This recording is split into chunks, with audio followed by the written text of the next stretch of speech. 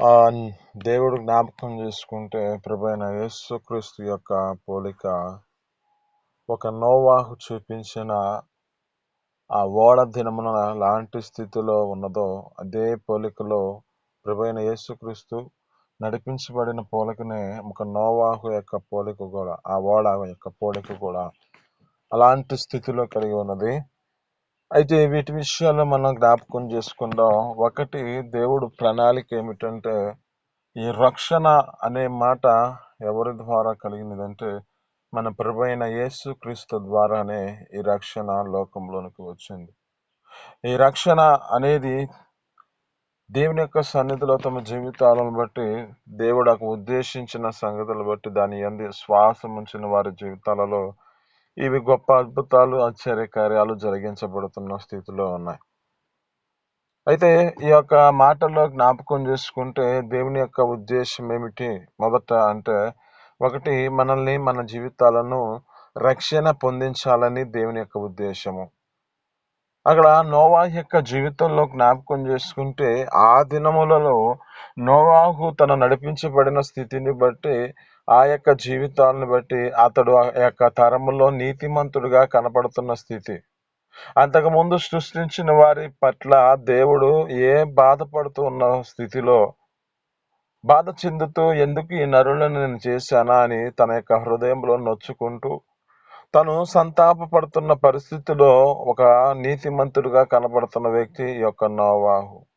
నోవాహు యొక్క ప్రణాళికను ఆ యొక్క దేవుడు ఉద్దేశించిన మాట ఏమిటంటే, నీవు ఓడని సిద్ధం చేయి, ఈ ఓడని సిద్ధం చేయి అని ఒక దేవుడు చెబుతూ ఉన్నాడు. అక్కడ మనం జ్ఞాపకం చేసుకుంటే, ఒకటి, ఇతనిలో ఆ యొక్క ప్రళయ కాలంలో దేవుడు ఆ రక్షణ అనే ఓడను సిద్ధం చేసుకున్నట్లుగా కనపడుతుంది. అలాగే ప్రభువైన యేసుక్రీస్తు కూడా ప్రతి పాపము నుంచి మనల్ని రక్షించడానికి యేసుక్రీస్తు ద్వారా ప్రతి విషయాలలో మన జీవితాలలో ఆయన వచ్చుట ద్వారా మనకి రక్షణ కలిగి ఉన్నదని మనకు కనపడుతుంది. అయితే ఇక్కడ జ్ఞాపకం చేసుకుంటే నోవాహు యొక్క స్థితిని బట్టి దేవుడు ఆజ్ఞిస్తున్నాడు, ఇలా ఓడను సిద్ధం చేయి అని చెప్పి దేవుని యొక్క ఆజ్ఞను పొందుకున్నట్లుగా కనపడుతుంది. అయితే ఇక్కడ జ్ఞాపకం చేసుకుంటే, ఒకటి, దేవుడు తన జీవితంలో రక్షించాలంటే మొదట తన జీవితంలో మాట వింటున్నాడా లేదా అని గమనించే స్థితి కనబడుతుంది. ఈ రక్షణ కావాలంటే మనిషి జీవితంలో చూపించే విధేయత చాలా ముఖ్యమైనది.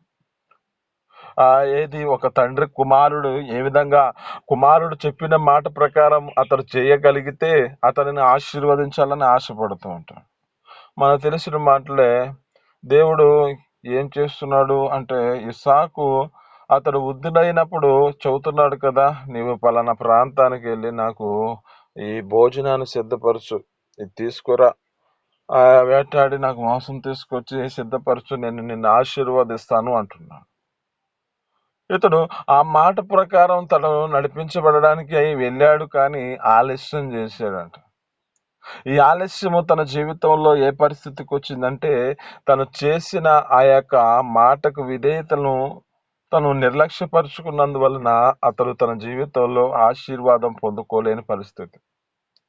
అయితే ఈ దినమని నీతో మాట్లాడుతున్న మాటలు బట్టి, రెండవదిగా మన జీవితాల్లో ఈ రక్షణ కలగాలంటే, ఒకటి, మన జీవితాల్లో ఏం చేయబడాలంటే, ఈ మనం దేవునికి యొక్క సన్నిధిలోనికి ఆయన పాట ప్రకారం మనం జీవించేవారుగా మార్చబడాలి. ఈ ఆజ్ఞ ఆ యొక్క స్థితిని బట్టి నడిపించబడవలసిన వాడు ఏం చేసుకున్నాడంటే, తన జీవితంలో నిర్లక్ష్యపరుచుకున్నాడు. లేఖనాలు చదువుతూ ఉంటా, హెబ్రీయులకు రాసిన పత్రికలో ఆయన తన జీవితంలో నడిపించబడిన స్థితిని బట్టి అక్కడ అంటుంది, ఒక్క పూట కూటి కొరకు తన జ్యేష్ఠత్వపు హక్కుని అమ్మివేసిన ఏశావు వంటి భ్రష్టుడైనను వ్యభిచారినైనా ఉండినేమో జాగ్రత్తగా చూచుకోండి అంటున్నాడు. అక్కడ ఇంకా మాట అంటాడు, ఏశావు ఆ తర్వాత ఆశీర్వాదం పొందగోరి దానికోసం కన్నీళ్లు విడుచుచు శ్రద్ధగా వెతికినను అతడు విసర్జింపబడినని మీరు ఎరుగుదురు కదా అంటాడు.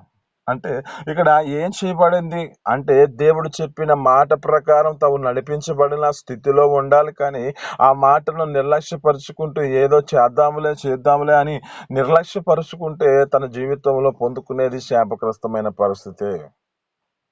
లేఖనాలు చెబుతూ ఉంటాయి. యెరెమీయా గ్రంథం 48వ అధ్యాయం 10వ వచనంలో అంటాడు, యెహోవా కార్యము అశ్రద్ధ చేయవాడు శాపగ్రస్తుడు. అంటే ఇప్పుడు మనం ఏం చేయబడాలంటే ఆయన ఆజ్ఞకు మన జీవితాలను విధేయతను చూపించిన వారిగా మార్చబడాలి. ఎందుకంటే ఒక నోవహు తన జీవితంలో దేవుని మాట ప్రకారంగా వాడు నిర్మించాడు. అలాగే మన ప్రభువైన యేసుక్రీస్తు కూడా తండ్రి ఆజ్ఞకు లోబడి వచ్చాడు. ఆయన స్థితి అక్కడ, ఆయన ఉన్నతమైన స్థితిలో ఉన్నవాడు, పరలోక రాజ్యంలో ఉన్నవాడు. ఆయన ఎందుకు ఈ భూమి మీదకి వచ్చాడు అంటే తండ్రి తన జీవితంలో చెప్పిన మాట ప్రకారంగా భూమి మీదకి వచ్చాడు. భూమి మీదకి ఎందుకు వచ్చాడు అంటే ప్రతి మనిషిని రక్షించాలని. ఎవడైతే తన యందు విశ్వాసం ఉంచుతాడో, ఎవడైతే తన మాట ప్రకారం నడిపించబడతాడో ఆ వ్యక్తిని దేవుడు రక్షించాలని దేవుని యొక్క ప్రణాళిక. అయితే ఈ నోవాహులో తన జీవితంలో ఏం చేయబడుతున్నాడంటే ఆజ్ఞకు లోబడిన వాడిగా కనపడుతున్నాడు. మూడవదిగా తన జీవితంలో ఏం చేస్తున్నాడంటే జంతువులను జంటగా అంటే ఆ యొక్క ఓడలను తీసుకొచ్చినట్టుగా కనపడుతున్నాడు. అంటే ఆ జీవులను కాపాడిన వాడిగా కనపడుతున్నాడు. అలాగే యేసుక్రీస్తు దయ వలన ప్రతి ఒక్కరూ అనేక జనులు జీవము పొందడానికి కారణమైంది. ఈ జీవం భూమి మీదకి వచ్చిందంటే ప్రభువైన యేసుక్రీస్తు లోకములో తండ్రి అయిన దేవుడు లోకమును ప్రేమించి తన యొక్క అద్వితీయ కుమారుని యందు విశ్వాసం ఉంచువాడు నశింపక నిత్య జీవం పొందుకోవాలని దేవుడు ఉద్దేశించి కదా ప్రభువైన యేసుక్రీస్తును పంపించింది. అయితే ఈ యొక్క స్థితిని బట్టి మన జీవితాల్లో కూడా దేవుని యొక్క పోలికలో మన జీవితాలు ఒకటి, మన యొక్క స్థితిని బట్టి మన కొరకు తన రక్తాన్ని కార్చాడు. ఆయన మనకు రక్షణ కలగ చేయాలని భూమి మీదకి వచ్చాడు. ఒకటి, తండ్రి మాటకు లోబడి ఆయన నడిపించబడుతూ ఉన్నాడు. 3, మన జీవితాలలో ఆయన యొక్క దయ వలన మనము జీవం పొందుకొని ఉన్నాం. కేవలం ఆయన దయ వలనే. అంటాడు ఒక మాట, మన నీతి క్రియల వలన కాదు, కానీ కేవలం ఆయన కృపచేత మనల్ని రక్షించుకున్నాడు. 4వదిగా మనకు చూపిస్తున్న మార్గం ఏమిటంటే ఆ యొక్క జ్ఞాపకం చేసుకుంటే వాడ ఒక ద్వారమున ఉండేది, ఆ ద్వారం దానికి మాత్రమే రక్షణ. అంటే అతడు ఏం చేశాడంటే దేవుడు చెప్పిన నోవహు ఆ విధముగా దేవుడు చెప్పిన మాట ప్రకారం అతడు అన్ని సిద్ధపరిచి ఒక ద్వారం ఉన్నది, ఈ ద్వారములో తప్ప ఇక ఏ ద్వారానికి వెళ్ళే స్థితిలో లేదు. ఆ ద్వారమును వెళితేనే అతని జీవితంలో ఒక మార్గము, ఆ రక్షణ అనే మార్గము కనబడుతుంది. ఆ యొక్క ఆ ద్వారములోని లోపలికి వెళ్తేనే సురక్షితం.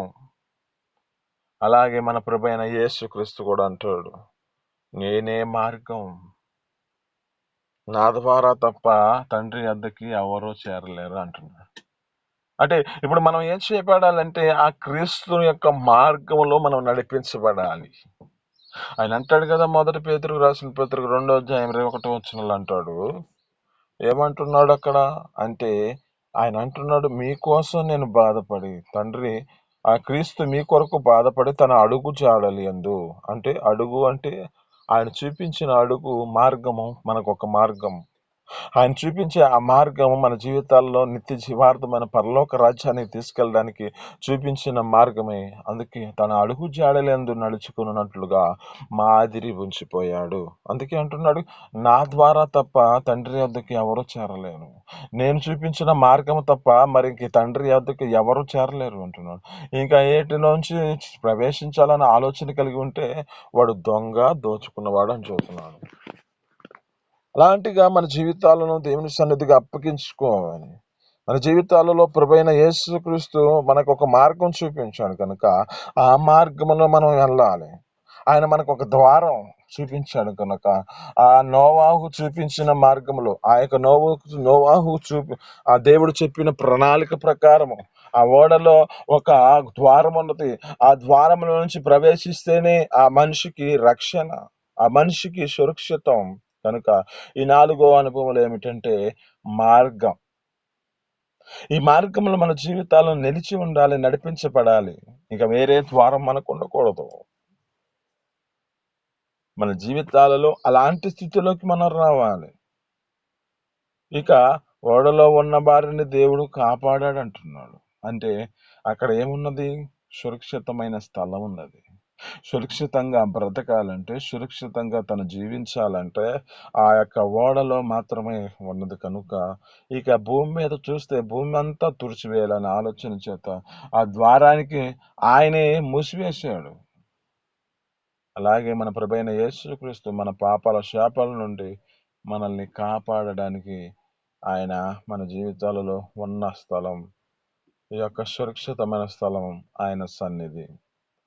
మరి ఆయన సన్నిధిలోనికి, సురక్షితమైన స్థలంలోనికి నువ్వు రాగలుగుతున్నావా? ఆ స్థలంలో నీ జీవితం జీవించగలుగుతున్నదా?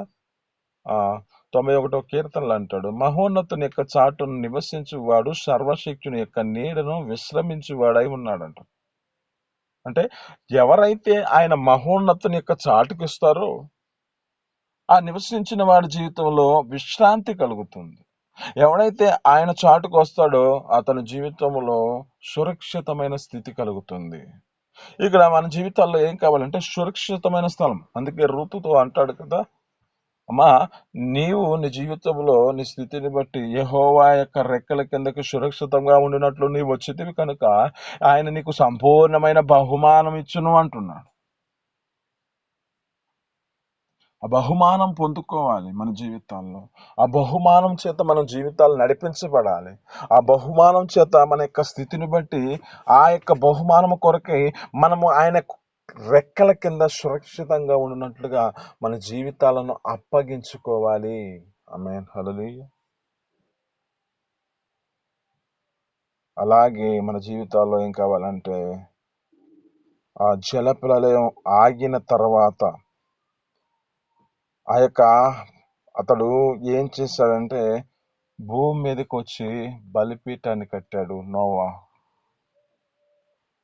దీన్ని మనం నీతో మాట్లాడుతున్న మాటలను బట్టి కూడా దేవుని యొక్క సన్నిధిలో మన జీవితాలు కూడా దేవుని ఎదుటికి వచ్చిన మన స్థితిని బట్టి మనం ఏం చేయబడాలంటే బలిపీఠం, ప్రార్థన అనే బలి మన జీవితాల్లో మన యొక్క స్థితిని బట్టి ఆ యొక్క యోబు భక్తుడు ఏమంటున్నాడు?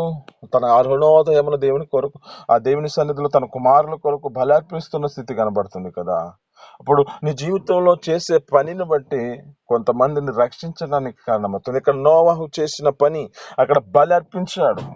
ఆ బలిపీఠం యొద్ద తన జీవితంలో బలి అర్పించినట్లుగా కనపడుతుంది. ఆయన చేసిన బలి అంట ఆయన ఆగ్రహించి, ఇంపైన సువాసన ఆగ్రహించి ఇక భూమిని తుడిచివేయకూడదు, ఈ భూమి మీద ఉన్న జనాన్ని నేను ఆ యొక్క స్థితిని బట్టి చంపివేయకూడదని ఆలోచన చేశాడు దేవుడు.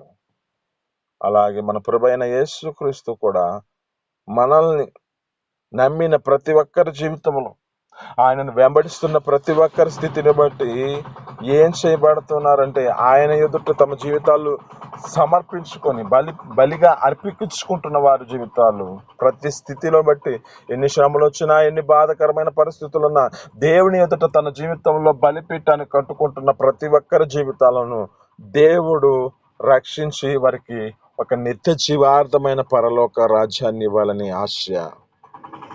మరి మన యొక్క జీవితాలలో ఆ నిత్య జీవార్థమైన పరలోక రాజ్యాన్ని పొందుకునే విధంగా బలిపీఠములు కట్టుకునే స్థితిలో నడిపించబడుతున్నావా? నోవాహు దేవుని కృపను బట్టి వారి వారి జీవితాలను బట్టి ఒక కృతజ్ఞత పూర్వకమైన స్థితిలో నడిపించబడ్డాడు. మరి నీ జీవితం బట్టి దేవుని ఎదుటికి వచ్చి నీ జీవితాన్ని బట్టి ఆయన రక్షించిన ప్రణాళికను బట్టి ఒక కృతజ్ఞత పూర్వకమైన బలి నువ్వు దేవుని సన్నిధిలో అప్పగిస్తున్నావా? ఆ బలి నీ జీవితంలో అప్పగించే స్థితిలో నడిపించబడుతున్నావా లేదా, వెంబడిస్తున్నావా లేదో గమనించు. జ్ఞాపకం చేసుకుంటే ఇంకా ఆ మాటల్లో జ్ఞాపకం చేసుకుంటే అంటున్నాడు కదా, జలప్రలయంలో అంటే ఒకటి నిదర్శనం ఇక్కడ ఏమిటంటే నిబంధన చేస్తున్నాడు దేవుడు. ఒక నిబంధన చేస్తున్నాడు, ఇంకా నేను ఈ భూమిని తుడిచివేయను అని ఒక నిబంధన చేస్తున్నాడు. అలాగే మన ప్రభువైన యేసుక్రీస్తు కూడా తన రక్తం ద్వారా ఒక నూతన నిబంధన చేస్తున్నాడు. నూతన నిబంధన మన జీవితాలలో, ఆ నిబంధన చేత మనం నడిపించబడాలి. ఆయన చూపించిన నూతన నిబంధన ఏమిటి మన యొక్క జీవితాల్లో అంటే, మనం దేవుని ఎదుట మన యొక్క స్థితిని బట్టి ఆ దేవుని యొక్క రక్తములో, దేవుని యొక్క శరీరము తినుట మన జీవితాలలో ఎంతో ముఖ్యమై ఉన్నది. ఆయన రక్తమును ఆయన శరీరమును తినేవారుగా, తిరిగి త్రాగేవాళ్ళుగా మనం మార్చబడాలి. ఎందుకంటే అది ఒక చిత్తానుసరమైన జీవితం. అందుకే అంటాడు దేవుడు, ఆ యొక్క జ్ఞాపకం చేసుకుంటే ప్రభువైన యేసుక్రీస్తు ఏమంటాడంటే, శిష్యుల యొక్క పాదాలు కడుగుతున్నాడు. కడిగి తర్వాత వారి జీవితాల్లో వారికి ఈ యొక్క వాటిని అప్పగిస్తున్నాడు. అప్పుడు అంటున్నాడు, అయ్యా పేతురు గారు అంటుంటే, అయ్యా నీవు నన్ను కడగొద్దయ్యా అంటున్నాడు. నేను కడగపోతే నీవు పాలివస్తుడు కాదు అంటున్నాడు. నీవు దీనిలో నీకు పాలు పంపులు ఉండవు అంటున్నాడు. మరి నీ జీవితంలో బట్టి దేవుని ఎదుటికి వచ్చిన నీ స్థితిని బట్టి ఆయన మనతో చేసిన నిబంధన ప్రకారం నీ జీవితంలో ఆయన రక్తమును ఆయన శరీరం తినుటకు నీ యోగ్యులుగా అర్హులుగా చేయబడుతూ ఉన్నావా? ఆ యొక్క జ్ఞాపకం చేసుకుంటే ఆటలో లేఖనాలు చదివిస్తాయి. మొదటి కొరింథీయులకు రాసిన పత్రికలో 11వ అధ్యాయంలో అంటాడు, వాటిని అయోగ్యముగా పాల్గొన్నవాడంట నిద్రిస్తున్నాడంట. వాటిని అయోగ్యగా పాల్గొన్న వాడి యొక్క స్థితి ఎలాంటిదంటే బలహీనమైన పైన అయిపోయినంట. కొందరు నిద్రిస్తున్నారు, కొందరు తమ జీవితాలు చనిపోయిన స్థితిలో కలిగి ఉన్నది, కొందరు రోగస్తులై ఉన్నారని చెబుతున్నారు. కనుక దేవుని ఎదుట మన జీవితాల్లో నిత్య నిబంధన, మనతో దేవుడు చేసిన నిబంధన మనం నెరవేర్చాలి. ఆ నిత్య నిబంధన ఏమిటంటే, ఆయన రక్తమును ఆయన శరీరం తింటూ దేవుని సన్నిధిలో పరిశుద్ధతలో మనం కాపాడబడుతూ నడిపించబడాలి. అప్పుడే మన జీవితంలో రక్షణ. ఇక్కడ నోవాహు ఒక నిబంధన చేశాడు, అలాగే మన ప్రభువైన యేసుక్రీస్తు క్రొత్త నిబంధనగా మన దేవుడు మన కొరకు వచ్చి ఉన్నాడు. ఆయన వచ్చిన ప్రణాళికలు, ఆయన స్థితిని బట్టి, ఆయన అప్పగించిన పరిస్థితిని బట్టి ఎందుకు ఈ విధమైన స్థితిలో ఉన్నాడంటే, ఒక మార్గంలో మన జీవితాలు రాబో దినములలో ఒక నిత్య జీవార్థమైన పరలోక రాజ్యానికి వెళ్ళాలంటే ఈ నిబంధన చేత మనం నడిపించబడే స్థితిలోకి రావాలి. దేవుని ప్రణాళిక లాస్ట్. దేవుని ప్రణాళిక ఏమిటంటే, దేవుడు ఓడ దేవుడు ఇచ్చిన ఆ ప్రణాళిక ప్రకారం నిర్మించాడు ఆ యొక్క వ్యక్తి నోవాహు.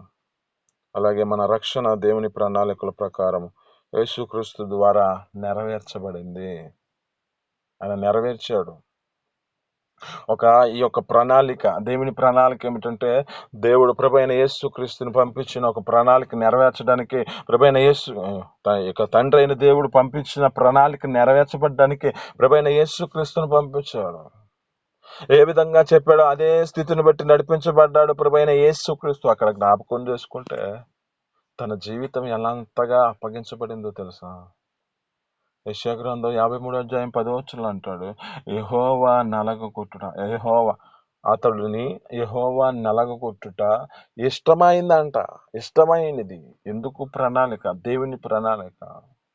దేవుని యొక్క ఉద్దేశం నెరవేర్చబడాలంటే ప్రభువైన యేసుక్రీస్తు నలగగొట్టబడాలి. ఈ నలగగొట్టుట ఎందుకంటే, దేవుడు చెప్పిన మాట ప్రకారం ప్రణాళికలో అది సిద్ధపాటు కలిగి ఉన్నది. అక్కడ అంటాడు, అతడు దీర్ఘాయుష్మంతుడుగా మార్చబడ్డాడు.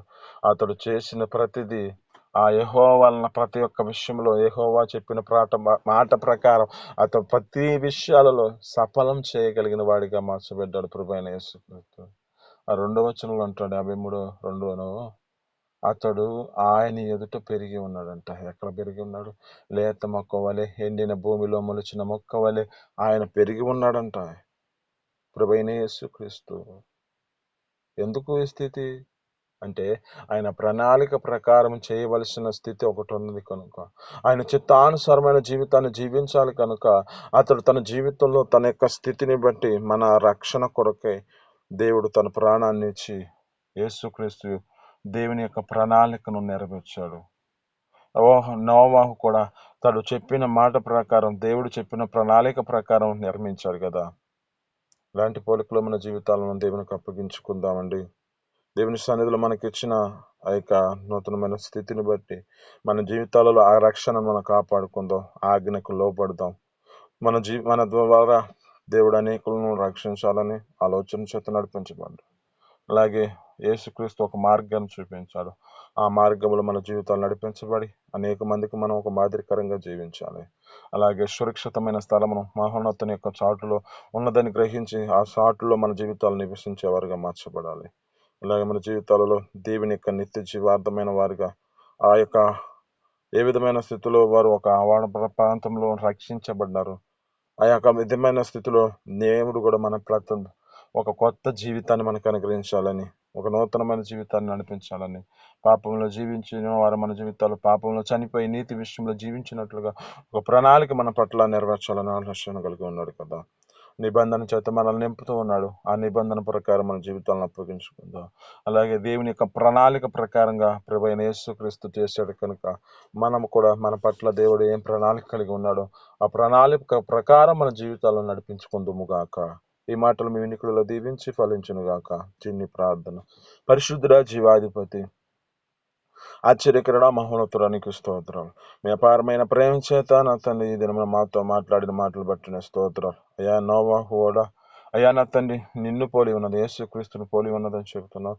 అటు కృప మా జీవితాల్లో నా తండ్రి రక్షణ విషయంలో, అయ్యా నా తండ్రి ఆజ్ఞలో లోబడే విషయంలో నా తండ్రి ప్రతి విషయాల్లో అయ్యా నీ సన్నిధిలో ఒక ప్రణాళిక ఉన్నది కనుక ఆ ప్రణాళిక ప్రకారం మా జీవితాలను జీవించే కృపను మాకు దయచేసి నీ సన్నిధిలో నిలబెట్టుకోమని, నీకే మహిమ ఘనత ప్రభావాలు తెచ్చుకొని అయా నిత్య జీవార్థమైన పరలోక రాజ్యానికి మేము వారసులుగా చేయబడినట్లుగా సహాయం చేయమని యేసు పరిశుద్ధ నామములో పొందుకొని జీవిస్తున్నాం తండ్రి. ఆమేన్.